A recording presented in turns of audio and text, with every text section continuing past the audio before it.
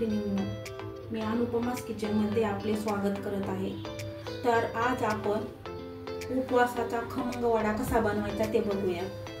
तर त्यासाठी मी येथे 4 ते 5 बटाटे उकडून साले काढून घेतलेले आहेत। आता ही बटाटे आपल्याला बारीक करून घ्यायचे आहेत।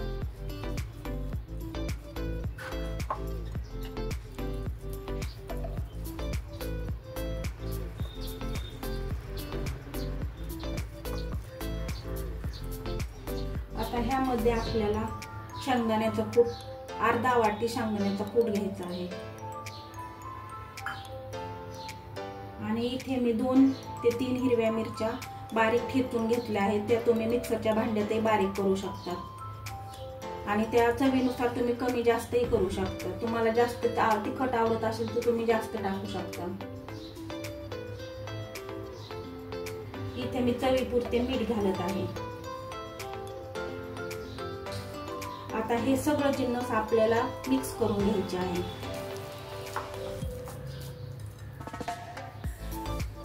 आता आपल्याला ह्याचे छोटे छोटे गोळे बनवायचे आहेत।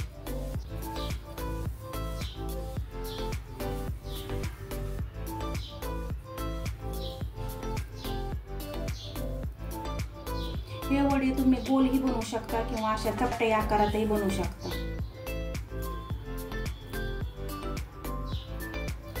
अशाच पद्धतीने आपण सर्व वडे बनवून घेऊया। आपण आता वडे बनवण्यासाठी जे बॅटर लागते ते बनवून घेऊया। त्यासाठी मी इथे 1 वाटी भगरीचे पीठ घेतलेले आहे। हे तुम्ही घरी बनवू शकता किंवा रेडीमेडही आणू शकता।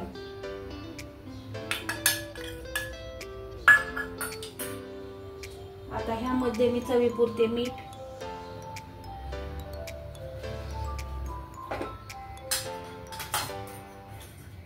थोडंसं लाल तिखट हे सर्व टाकून ह्याला मिक्स करून घेऊया। आता ह्यामध्ये थोडे थोडे पाणी घालून हे मिश्रण ह्याचं बॅटर बनवून घेऊया। एकदम पाणी घालायचं नाही तर आपलं मिश्रण पातळ होईल आणि ते वड्याला जास्त चिकटणार नाही। त्यामुळे थोडं थोडं पाणी घालून ते मिक्स करत जायचं। हे बघा आपले बॅटर तयार आहे। आता ह्यामध्ये आपण थोडंसं तेल घालून घेऊया। हे तेल मी गरम करून घेतलेलं आहे। आता ह्यामध्ये आपण वडा टाकून तो गरम तेलात तळून घेऊया। आता आपण तेल गरम करायला ठेवलं आहे।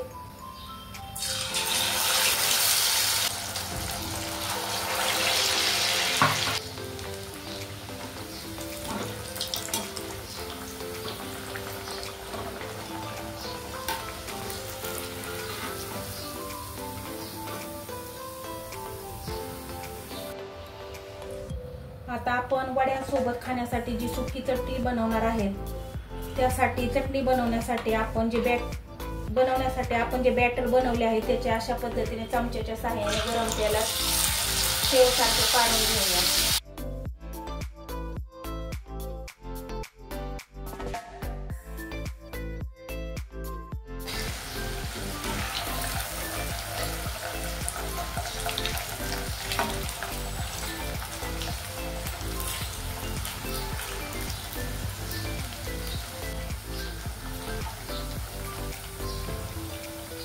आता चटणी बनवण्यासाठी आपण इथे या पिठाची जी आपण कुरकुरीत शेव बनवून घेतली होती ती घेऊया।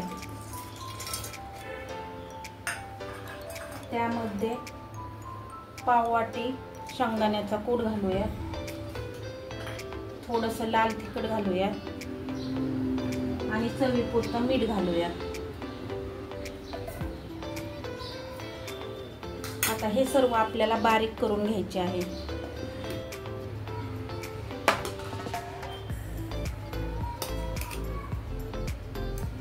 तुम्ही बघू शकता आपली चटणी तयार आहे। अशा प्रकारे आपला पदार्थ तयार झालेला आहे। तुम्ही बघू शकता तो किती कुरकुरीत आणि खमंग झालेला आहे। तुम्हाला जर हा व्हिडिओ आवडला असल्यास लाईक करा आणि असेच उपवासाचे नवनवीन पदार्थ बघण्यासाठी चॅनेलला सबस्क्राईब नक्की करा। धन्यवाद।